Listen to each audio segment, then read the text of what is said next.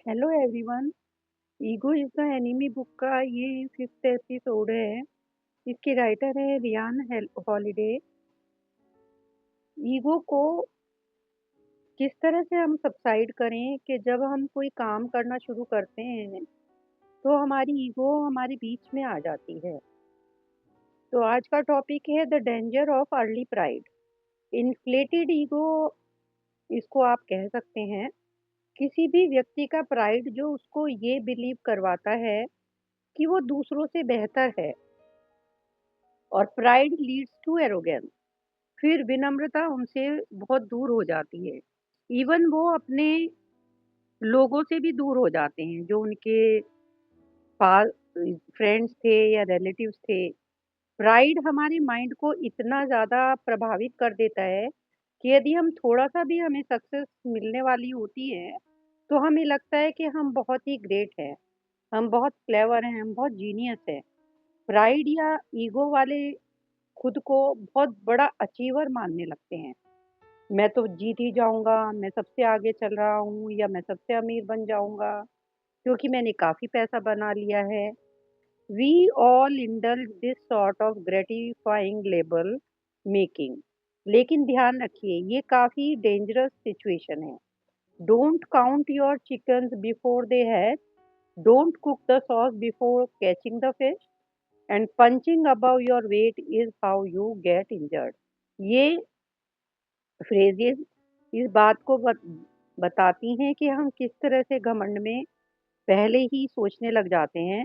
But ये सब दावे करने वाले लोग अक्सर फेल हो जाते हैं। सच्चाई कुछ और है। ये हमसे दूरदृष्टि से देखने की जो काबिलियत है उसको हमसे दूर ले जाते हैं। घमंड में डूबा हुआ व्यक्ति सिर्फ प्रशंसा ही सुनना चाहता है, ना वो रियल फीडबैक लेना चाहता है, ना वो अपने बारे में लोगों से गलत राय चाहता है। हर चीज जो भी है वो बस उसी के बारे में होनी चाहिए। If you can't swallow your pride, you can't lead.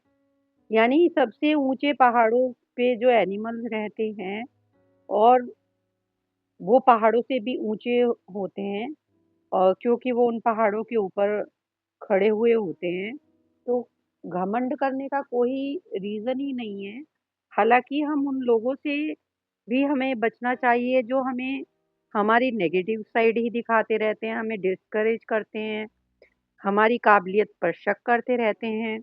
उनसे भी हमें सावधान रहना है, लेकिन वो लोग भी हमारे दुश्मन ही हैं जो हमें हमेशा खुश करने में लगे रहते हैं, हमेशा हमारी तारीफ करते रहते हैं। प्राइड की को हमें जल्दी ही मार देना चाहिए। बहुत ज़्यादा सेल्फ ऑब्सेशन और सेल्फ कॉन्फिडेंस दोनों प्राइड की निशानी है। विनम्र बनिए। Don't boast about what hasn't happened yet. जो चीज़ें अभी तक हुई नहीं उनके बारे में बहुत ज़्यादा शेखी मारना सही नहीं होता है। वेल्थ, फेम, पावर हमारे अंदर ईगो ला सकते हैं। जिस भी चीज़ पर हम प्राइड करेंगे वो हमें रूइन कर देगी, बर्बाद कर देगी। शुरू-शुरू में अच्छी जॉब, अच्छी लाइफ को मेंटेन करना काफ़ी मुश्किल है। We need to ruin ourself. खुद पर लगाम हमें लगानी चाहिए। खुद से पूछना ज़रूरी है कि कहीं हम अपनी महानता में गुम तो नहीं हो रहे। Keep your eyes open, don't lose your balance. Ego का नेक्स्ट स्टेप होता है खुद को ये भरोसा दिलाते रहना कि हम अपनी सक्सेस की तैयारी कर रहे हैं, बट इनफैक्ट हम उसके जो नेसेसरी स्टेप्स हैं वो ले ही नहीं रहे। यदि हम ईगो को छोड़कर जो भी काम है उस पर ध्यान दें, हालांकि उससे तुरंत रिजल्ट नहीं मिलेंगे। इसके लिए मार्शमैलो टेस्ट करना हमें सीखना होगा।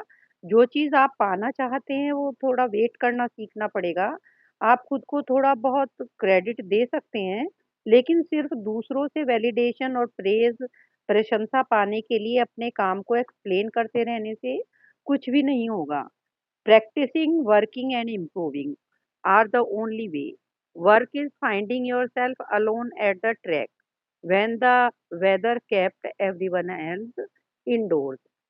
काम तो करना ही पड़ेगा, चाहे पेन हो, चाहे शुरुआत भी कितनी ज़्यादा अच्छी ना हो। चाहे कोई आपके काम की प्रशंसा ना करे, जस्ट इग्नोर इट। आपके लिए काम इम्पोर्टेंट है। काम चाहे अच्छा ना हो, आपको रेपुटेशन मिलेगी अपने काम से, चाहे उसके लिए मास्टरी करने में आपको दिन, महीने या साल लग जाएँ। There is no end zone. To think of a number is to live in a conditional future. जहाँ आप पहुँचना चाहते हैं, उसके लिए ब्रिलियंस की ज़रूरत नहीं है, बल्कि लगातार एफ़र्ट करने की ज़रूरत है।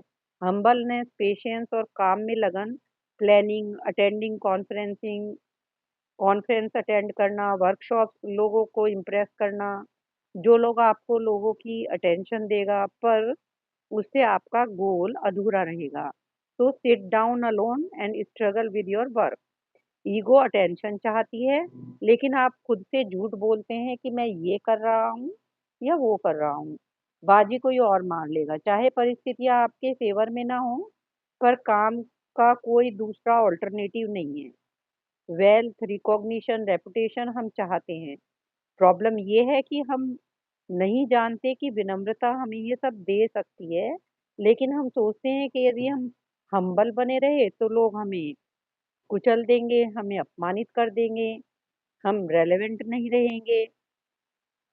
तो अपनी कमियों को ऑनेस्टली स्वीकार करके उन्हें सही करें, या फिर सच्चाई को छिपाकर अपनी ईगो दिखाकर उसको मनवा लें। लोग ईगो को जस्टिफाई करते हुए नज़र आते हैं, बट यदि हमें अपने टैलेंट की कमी को इम्प्रूव करके हम आगे बढ़ेंगे, जो हमें हमारे हमेशा काम आएगी, और आप ज़िंदगी की लंबी दौड़ में शामिल हो जाओगे, आप अपना बेस्ट वर्ज़न बन जाओगे। You have a chance to do this yourself. Ego is a wicked sister of success. Ego एक शेमलेस एडिक्शन में बदल जाती है।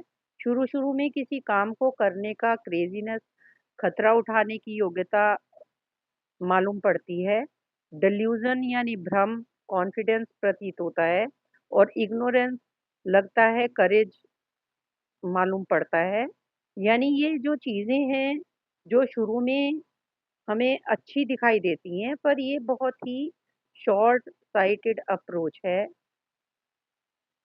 तो अपनी ईगो को इस तरह से आप कंट्रोल में रख के अपने काम को करने के लिए लगे रहिए। Thank you so much for